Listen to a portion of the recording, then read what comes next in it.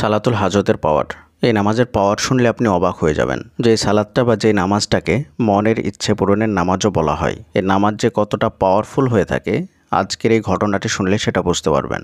যখন আপনার কোনো কিছুর প্রয়োজন হবে তখন সুন্দরভাবে অজু করে যে ওয়াক্তগুলোতে নামাজ পড়া বা সালাত আদায় করা নিষিদ্ধ সেই ওয়াক্ত বাদ দিয়ে যে কোনো ওয়াক্তে 2 রাকাত সালাত আদায় করে নেবেন। নিয়াত করবেন যে দোয়া করার জন্যে বা আপনার যে জিনিসটা প্রয়োজন সেই জিনিসটা প্রয়োজনের উদ্দেশ্যে 2 রাকাত সালাত আদায় করবেন। হাদিসের মধ্যে এসেছে রাসূলুল্লাহ সাল্লাল্লাহু আলাইহি ওয়াসাল্লামের যখনই কোনো কিছুর প্রয়োজন হতো বা যখনই তিনি কোনো সমস্যায় পড়তেন তখনই তিনি 2 রাকাত সালাত আদায় করতেন এবং সালাতের মাধ্যমেই তিনি আল্লাহর দরবার থেকে সাহায্য চাইতেন। তো সালাতুল হাজত প্রসঙ্গে আমরা হযরত ইব্রাহিম আলাইহিস সালামের স্ত্রী সারার একটা ঘটনা পাই। হযরত ইব্রাহিম আলাইহিস সালামের স্ত্রী সারা যখন একটা এলাকা দিয়ে যাচ্ছিলেন, সফর করছিলেন, তো সে এলাকার যিনি বাদশাহ ছিলেন তিনি ছিলেন অত্যন্ত খারাপ এবং অত্যাচারী বাদশাহ। তিনি যখনই কোনো সুন্দরী নারীকে দেখতেন তখনই তিনি সেই নারীর সঙ্গে খারাপ কাজ করতেন। তো সারা যখন সে রাস্তা দিয়ে সফর করছিলেন তো সারাকে সে বাদশার লোকজন তাকে আটক করলো। তো হযরত ইব্রাহিম আলাইহিস সালামের স্ত্রী সারাকে আটক করার পরে তারা সে বাদশার দরবারে নিয়ে যায়।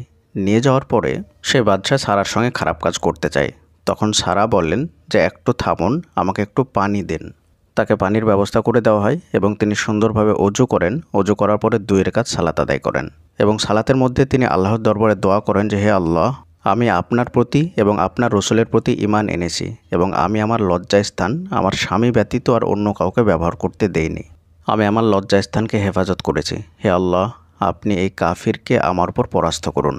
সঙ্গে সঙ্গে সে জালিম বাদশাহ কাফির বাদশাহ মাটিতে পড়ে যায় এবং সে ছটফট করতে থাকে, মাটিতে পা দাবড়াতে থাকে। যখন তার এই অবস্থা হয় তখন বাদশার লোকজন বলে যে তাকে সুস্থ করে দাও। যখন বিবি সারা আল্লাহর দরবারে দোয়া করেন তাকে সুস্থ করার জন্যে, সে সুস্থ হয়ে যায়, পুনরায় একই কাজ করতে যায় এবং তার শরীর স্পর্শ করতে যায়। তখন তিনি আবার দোয়া করেন এবং তার অবস্থা আবারও খারাপ হয়ে যায়। এভাবে যখন কয়েকবার হয় তখন সে বাদশাহ বলে যে একে আমার থেকে দূরে সরিয়ে নিয়ে যাও এবং একে ছেড়ে দাও। সুবহানাল্লাহ, একবার চিন্তা করুন 2 রাকাত নামাজের কত পাওয়ার।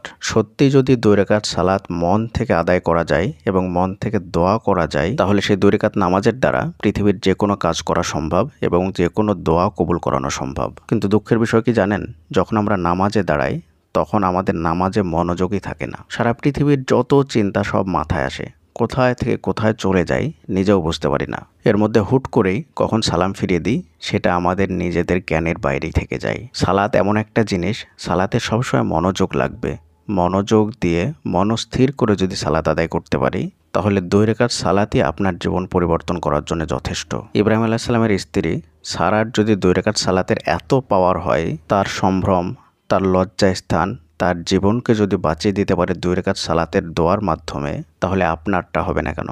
আপনি চেষ্টা করুন প্রতিদিন 2 রাকাত সালাত আদায় করবেন সালাতুল হাজত হিসাবে।